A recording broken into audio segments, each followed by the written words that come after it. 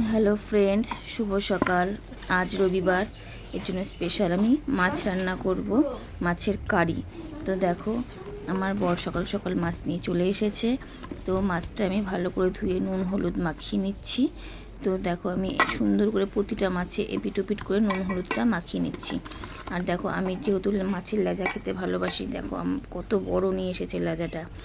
তো কড়াইটা গরম বসিয়ে দিয়েছি। গরম হয়ে গেলেই আমি দিয়ে দিচ্ছি সর্ষের তেল।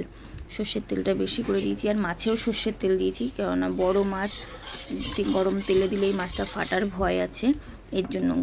তো প্রতিটা মাছেই আমি সর্ষের তেল মেখে দিই, কেননা বড় মাছগুলোই না গরম তেলে দিলে মাছটা ফেটে চারিদিকে চোখ মুখে তেল ছিটকে যায়। এর জন্য তোমরা এই টিপসটা ফলো করতে পারবে। তো বেশিরভাগ আড় মাছ এবং রিঠে মাছেই বেশি ফাটে। তো আমি এই জন্য প্রতিটা মাছেই সর্ষে তেল দিই। এবার মশলাটা করে নিয়ে চলো। আদা রসুন পেঁয়াজ নিয়েছি। এবার মশলাটা করতে করতে দেখো, আমার মাছটাও এক পিঠ ভাজা হয়ে গেছে। আমি আর এক পিঠ উল্টে দিচ্ছি। তো এইভাবেই আমি সব কটা মাছ লাল লাল করে ভেজে নেবো, একদম কড়া করে। তো ওই তেলের মধ্যেই আমি দিয়ে দিচ্ছি গোটা জিরে, গোটা তেজপাতা এবং গোটা গরম মশলা। গোটা গরম মশলার মধ্যে আছে এলাচ, লবঙ্গ এবং দারচিনি। একটু বেশ নাড়াচাড়া করেই দেবো কুচনো পেঁয়াজ। কুচনো পেঁয়াজটা দেওয়া হয়ে গেলেই এর মধ্যে দেবো আমি লবণ। যেহেতু লবণ দিলে পেঁয়াজটা তাড়াতাড়ি নরমও হয়ে যাবে, ভালো ভাজাও হয়ে যাবে এবং সুন্দর একটা ফ্লেভারও চলে আসবে তাড়াতাড়ি। এরপর দেবো চিনি। চিনিটা আমি টেস্ট ব্যালেন্সের জন্য সব কটা রান্নাতেই দিই, আর সুন্দর লাগে খেতে। তো যে আদা রসুন পেঁয়াজটা আমি বেটে রেখেছিলাম, ওটা এর মধ্যে অ্যাড করে দেবো। দিয়ে দিচ্ছি নাড়াচাড়া করে। এর মধ্যে দিয়ে দেবো আমি হলুদ গুঁড়ো, জিরে গুঁড়ো এবং লঙ্কা গুঁড়ো। আজ কিন্তু আমি কাশ্মীরি লঙ্কা গুঁড়ো অ্যাড করিনি, আমি ঝাল লঙ্কা গুঁড়ো অ্যাড করেছি। শুধু সবকটাই শুকনো মশলা, এর জন্য আমি জল অ্যাড করেছি।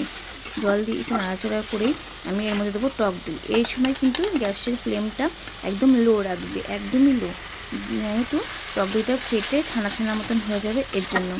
দিয়ে আমি ভালো করে মশলাটা কষিয়ে নিয়েছি বেশ অনেকক্ষণ ধরে, জল দিয়ে অল্প অল্প করে দিয়ে একটু মিডিয়াম হাইতে আমি মশলাটা কষিয়েছি। দেখো, আমার মশলাটা কত সুন্দর কষে গেছে এবং দেখো তেল ছেড়ে দিয়েছে, মশলাটা কড়াইয়ের গায়ে লেগে লেগেও যাচ্ছে।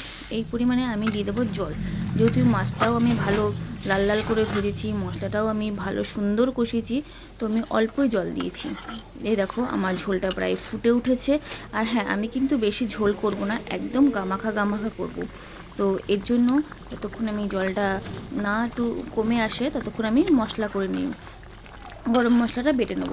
গরম মশলায় রয়েছে দারচিনি, এলাচ এবং লবঙ্গ। আমি লবঙ্গটা একটু বেশি নিয়েছি আর এলাচটা একটু বেশি নিয়েছি।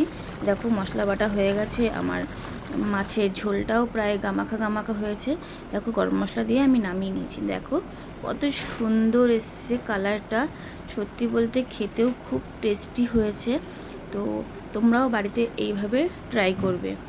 দেখো কত সুন্দর কালারটা এসছে, খুব সুন্দর এসছে। তো আমার রান্না তোমাদের কেমন লাগে তোমাদের অবশ্যই কমেন্ট করে জানাবে। লাইক অ্যান্ড সাবস্ক্রাইব করে শেয়ার করে দেবে।